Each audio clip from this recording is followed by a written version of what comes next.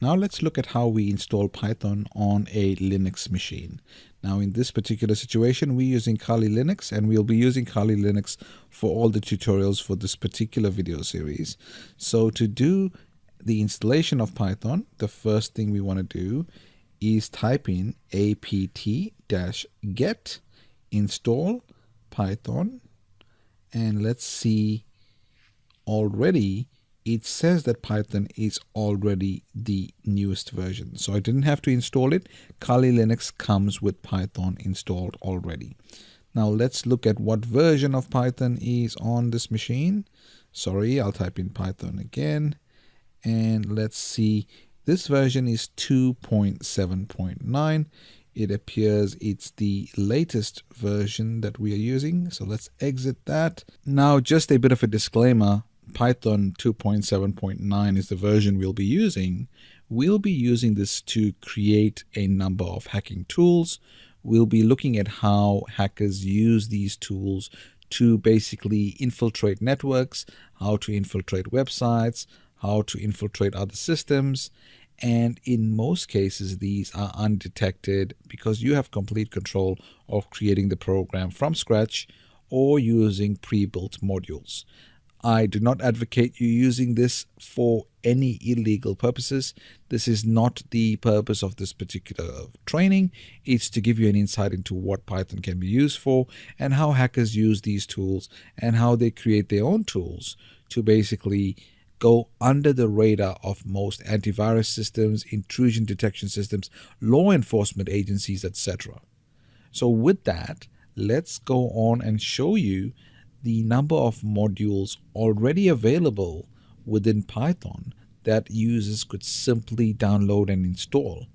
The key thing here is we do not want to advocate any illegal activity.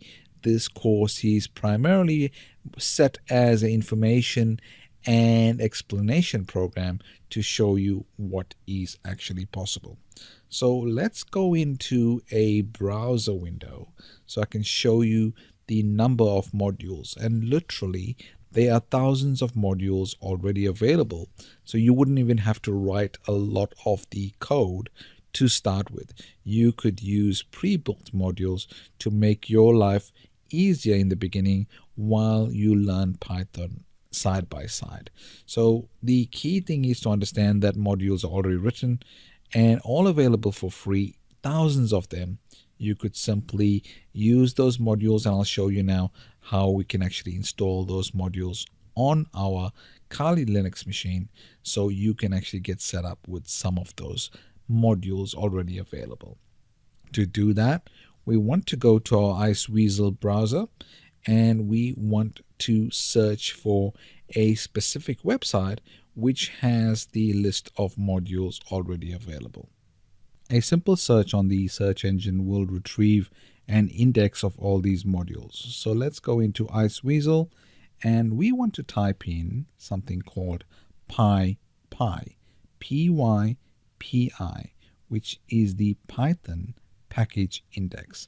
So let's close this, type in PyPy to then give us the option of all the modules available to us. So PyPI will give us this link, pypy.python.org, and here we have the Python package index.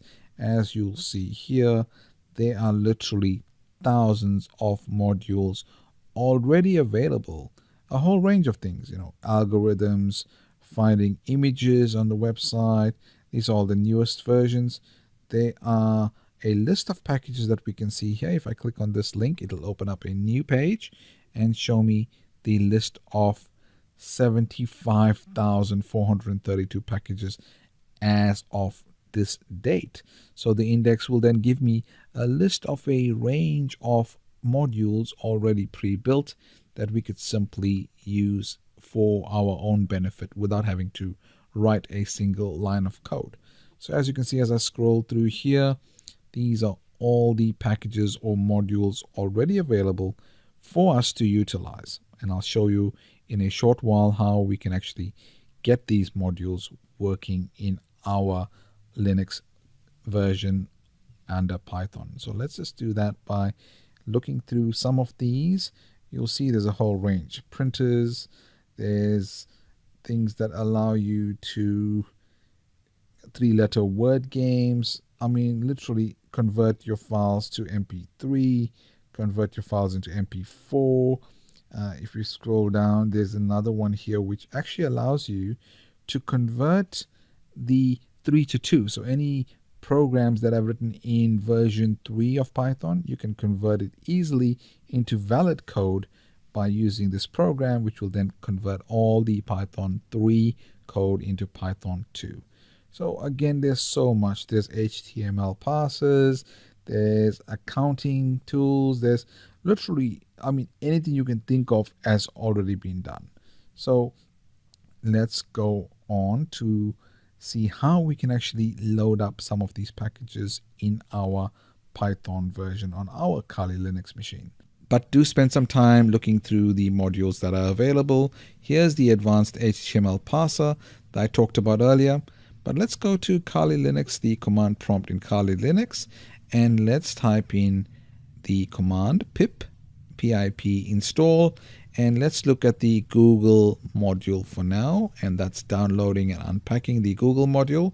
You'll see it's collected a package called Google and then successfully installed that Google package. So to install any modules, you simply need to type in pip install and then the actual module name that you require. Now, Python is very efficient and really useful to create a number of hacking tools. We'll be looking at some network scanner tools, some cryptography tools, and a whole range of other tools that are already available, and we'll be creating some tools that we'll be able to use for ourselves. And remember, by writing up some code for yourself, you actually are able to create tools that are pretty much undetectable to most intrusion detection systems, antivirus tools, and please use this for legal purposes only and nothing illegal.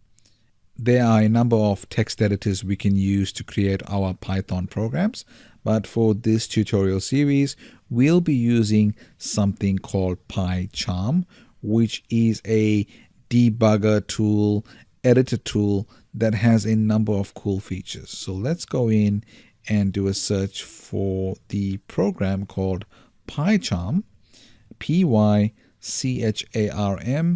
and that will find the PyCharm program. There is a community version which is free that you can actually install on your machine. So we go to the download link and let's go and download the community version for now.